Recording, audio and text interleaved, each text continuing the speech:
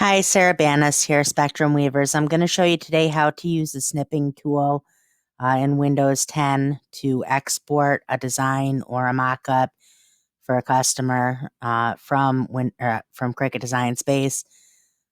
So the first thing you'll do, go down here, click Snip, okay, Snipping tool,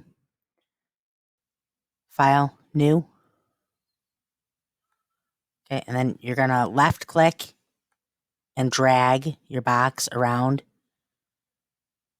Okay, and that'll give you that, and then go to File, Save As, and then just save it wherever you want to save it.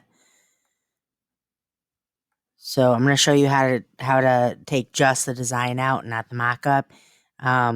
Both of these designs, if you want either one of these are both free files that I made for my group on Facebook.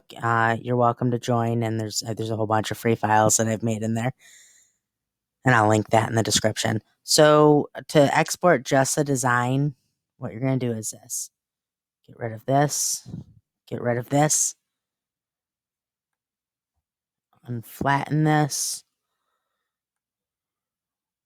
Okay, and I'm going to change that color to no fill. I'll change that to that, and then get rid of this. And now go up here to your upper left. See this little box right here? Tick that once, tick that twice.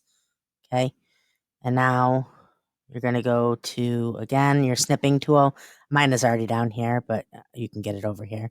And then go to New, and then drag your box around it.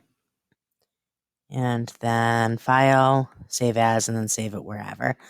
So that is how you use the snipping tool. If you have any questions, please feel free to ask.